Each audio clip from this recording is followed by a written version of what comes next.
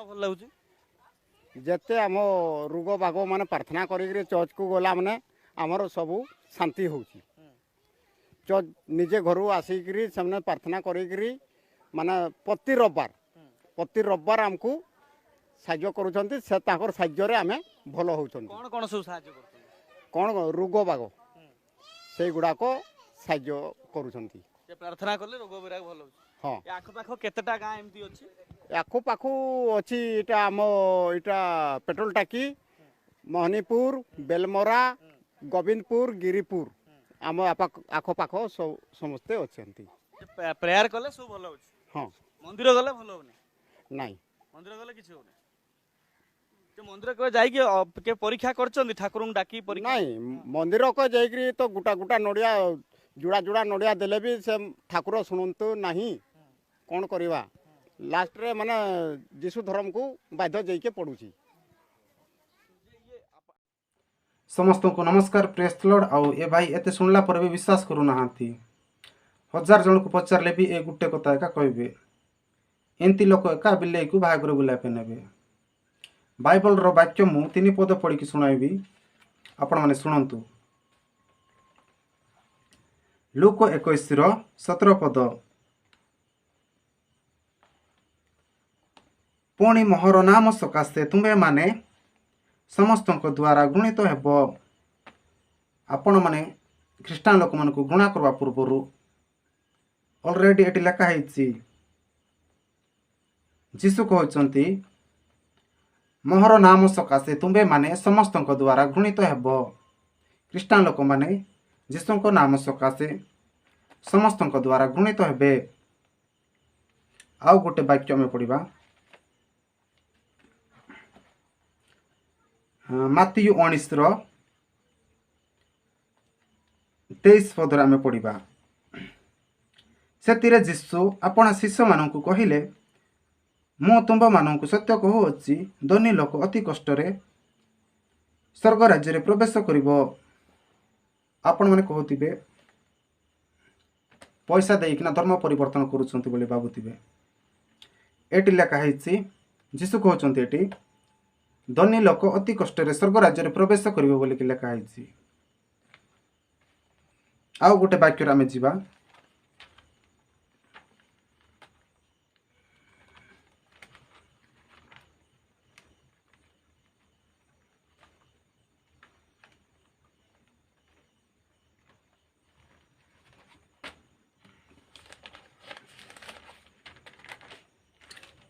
Look 4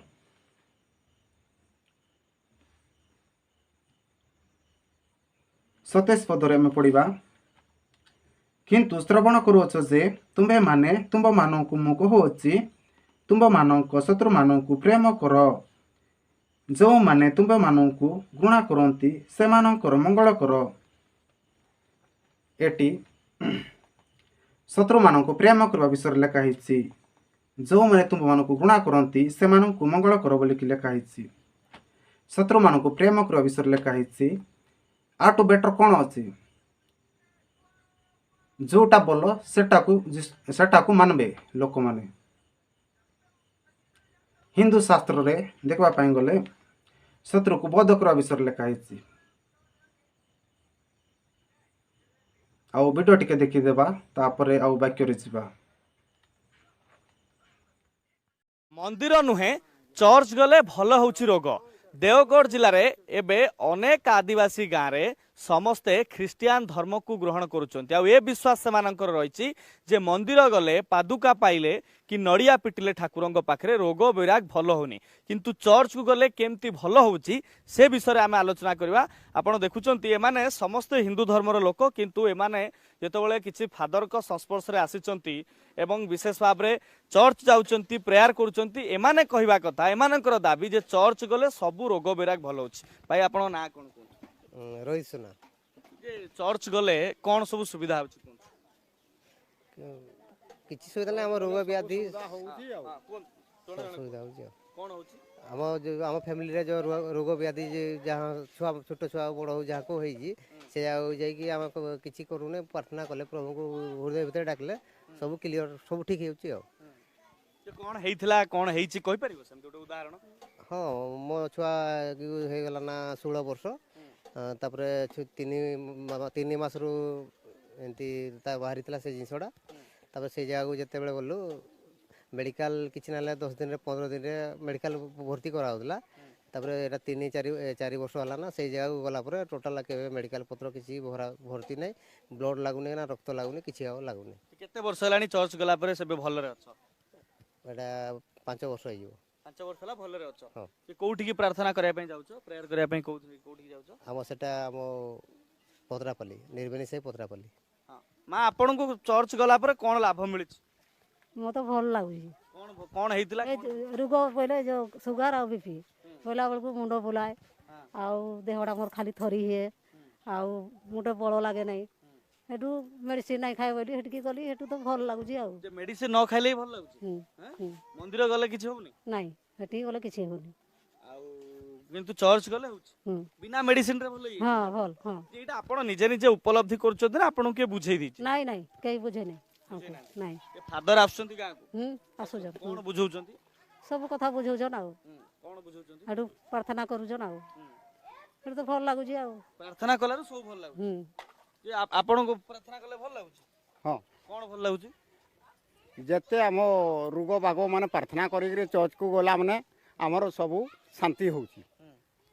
church ନିଜେ ଘରୁ ଆସିକିରି ସେମାନେ ପ୍ରାର୍ଥନା କରିକିରି ମାନେ ପ୍ରତି ରବିବାର ଆମକୁ ସାହାଯ୍ୟ କରୁଛନ୍ତି ସେ ତାଙ୍କର ସାହାଯ୍ୟରେ ଆମେ ଭଲ ହେଉଛନ୍ତି। କଣ କଣ ସବୁ ସାହାଯ୍ୟ କରୁଛନ୍ତି? କ'ଣ ରୋଗ ବାଗ ସେଇଗୁଡ଼ାକ ସାହାଯ୍ୟ କରୁଛନ୍ତି। ପ୍ରାର୍ଥନା କଲେ ରୋଗ ବୈରାଗ ଭଲ ହଉଛି? ହଁ। ଆଖପାଖ କେତେଟା ଗାଁ ଏମିତି ଅଛି? ଆଖପାଖୁ ଅଛି ଏଇଟା ଆମ ଏଇଟା ପେଟ୍ରୋଲ ଟାକି ମୋହନୀପୁର ବେଲମରା ଗୋବିନ୍ଦପୁର ଗିରିପୁର ଆମ ଆଖପାଖ ସମସ୍ତେ ଅଛନ୍ତି। ପ୍ରେୟାର କଲେ ସବୁ ଭଲ ହଉଛି? ହଁ। ମନ୍ଦିର ଗଲେ ଭଲ ହଉନି? ନାଇଁ ମନ୍ଦିର ଗଲେ କିଛି ହଉନି? ମନ୍ଦିର କେବେ ଯାଇକି ପରୀକ୍ଷା କରିଛନ୍ତି ଠାକୁରଙ୍କୁ ଡାକି? ନାଇଁ ମନ୍ଦିରକୁ ଯାଇକିରି ତ ଗୋଟା ନଡ଼ିଆ ଯୋଡ଼ା ନଡ଼ିଆ ଦେଲେ ବି ସେ ଠାକୁର ଶୁଣନ୍ତୁ ନାହିଁ କ'ଣ କରିବା ଲାଷ୍ଟରେ ମାନେ ଯୀଶୁ ଧର୍ମକୁ ବାଧ୍ୟ ଯାଇକି ପଡ଼ୁଛି।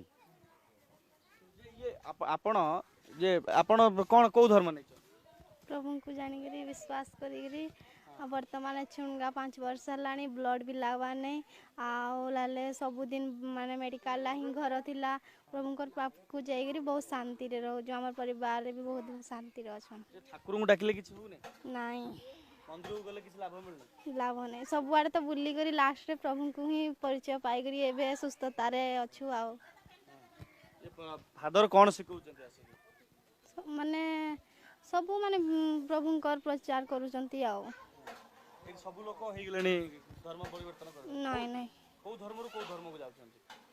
ନାଇଁ କୌଣସି ଧର୍ମକୁ ଯିବା ନାହିଁ ଆମେ ଖାଲି ବିଶ୍ୱାସ ଦ୍ୱାରା ଯାଉଛୁ ଆମେ କିଛି ଧର୍ମ ଫର୍ମରେ ଯିବା। ଇଏ ଦେବଗଡ଼ ଆଖପାଖ ଗାଁର ଚିତ୍ର ଜଣେ 2 ଜଣ 3 ଜଣ 5 ଜଣଙ୍କ ପାଖରେ କଥା ଅଟକିନି ଏମିତି ଅନେକ ନିରୀହ ଆଦିବାସୀ ବର୍ତ୍ତମାନ ସମୟରେ ମିଶନାରୀ ମାନଙ୍କର କବ୍ଜାରେ ସେମାନଙ୍କର ବିଶ୍ୱାସ ଏବଂ ସେମାନଙ୍କୁ ଏ ଅନ୍ଧବିଶ୍ୱାସରେ ବୁଡେଇ ଦିଆଯାଇଛି। ଏ ଭାଇ ଏଠି କହୁଛନ୍ତି ଅନ୍ଧବିଶ୍ୱାସ କିଏ? ବାଇବଲରେ ଆମେ ପଢିକି ଦେଖିବା ଅନ୍ଧବିଶ୍ୱାସ କିଏ? ଗୀତ ସଂହିତା 115ର 4 ପଦରୁ 8 ପଦ ପର୍ଯ୍ୟନ୍ତ ଆମେ ପଢିବା। ସେମାନଙ୍କର ପ୍ରତିମା ସବୁ ରୂପା ଓ ସୁନା ମନୁଷ୍ୟର ହସ୍ତକୃତ କର୍ମ ଅଟେ। ସେମାନଙ୍କର ମୁଖ ଅଛି ମାତ୍ର ସେମାନେ କଥା କହନ୍ତି ନାହିଁ। ଚକ୍ଷୁ ସେମାନଙ୍କର ଅଛି ମାତ୍ର ସେମାନେ ଦେଖନ୍ତି ନାହିଁ। ସେମାନଙ୍କର କର୍ଣ୍ଣ ଅଛି ମାତ୍ର ସେମାନେ ଶୁଣନ୍ତି ନାହିଁ। ନାସିକା ସେମାନଙ୍କର ଅଛି ମାତ୍ର ସେମାନେ ଆଗ୍ରହଣ କରନ୍ତି ନାହିଁ। ସେମାନଙ୍କର ହସ୍ତ ଅଛି ମାତ୍ର ସେମାନେ ସ୍ପର୍ଶ କରନ୍ତି ନାହିଁ। ଚରଣ ସେମାନଙ୍କର ଅଛି ମାତ୍ର ସେମାନେ ଗମନ କରନ୍ତି ନାହିଁ। କିମ୍ବା କଣ୍ଠରେ ସେମାନେ କଥା କହନ୍ତି ନାହିଁ। ସେମାନଙ୍କର ନିର୍ମାଣକାରୀମାନେ ଓ ସେମାନଙ୍କଠାରେ ନିର୍ଭରକାରୀମାନେ ସେମାନଙ୍କ ତୁଲ୍ୟ ହେବେ। ଆପଣମାନେ ଯେଉଁ ମୂର୍ତ୍ତିକୁ ମାନୁଛନ୍ତି ସେମାନଙ୍କର କର୍ଣ୍ଣ ଅଛି ହେଲେ ସେମାନେ ଶୁଣନ୍ତି ନାହିଁ। ସେମାନଙ୍କର ମୁଖ ଅଛି ହେଲେ ସେମାନେ କଥା କହନ୍ତି ନାହିଁ। ଚରଣ ଅଛି ହେଲେ ସେମାନେ ଗମନ କରନ୍ତି ନାହିଁ। ସେମାନଙ୍କର ଚକ୍ଷୁ ହେଲେ ସେମାନେ ଦେଖନ୍ତି ନାହିଁ।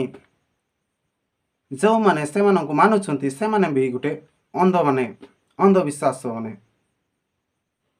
ଆଉ ଏବେ କୁହ ଅନ୍ଧବିଶ୍ୱାସ କିଏ? ମନ୍ଦିରରେ ଗଲେ ସୁସ୍ଥ ହେଲେ ନାହିଁ, ଚର୍ଚ୍ଚରେ ଗଲେ ସୁସ୍ଥ ହେଲେ, ଏବେ କହୁଛ ଅନ୍ଧବିଶ୍ୱାସ। ମୁଁ ଗୋଟେ ଉଦାହରଣ କହିବି।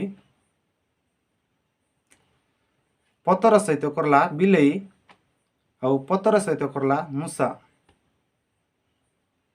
ପତର ସହିତ କରଲା ବିଲେଇ ପତର ସହିତ କରଲା ମୂଷାକୁ ଧରବ କି ନାହିଁ? ନାହିଁ। କାହିଁକି ନା ପତର ସହିତ ତିଆରି କରାହେଇଛି। ଆଉ ରିଏଲି ବିଲେଇ ଆଣବା। ରିଏଲି ବିଲେଇ ସାମ୍ନାରେ ଗୋଟେ ପତର ସହିତ କରଲା ମୂଷା ରଖବା। ସେ ରିଏଲି ବିଲେଇ ସେ ପତର ସହିତ କରଲା ମୂଷାକୁ ଧରବ କି ନାହିଁ? ନାହିଁ। କାହିଁକି ନା ସେ ଜାଣିଛି କି ପତର ସହିତ ତିଆରି କରାହେଇଛି, ସେଟା ଗୋଟେ ମୂର୍ତ୍ତି, ସେଟା କାଇ ହେବ ନାହିଁ କି କିଛି କରିହେବ ନାହିଁ। ପଶୁମାନେ ଜାଣୁଛନ୍ତି ହେଲେ ମନୁଷ୍ୟମାନେ ଜାଣୁନାହାନ୍ତି। ଆଉ ଏମିତିକା ନୂଆ ନୂଆ ଭିଡ଼ିଓ ପାଇଁ ମୋ ଚ୍ୟାନେଲ୍ ସବସ୍କ୍ରାଇବ୍ କରନ୍ତୁ ଆଉ ନୂଆ ଭିଡ଼ିଓ ପାଇଁ ଅପେକ୍ଷା କରନ୍ତୁ।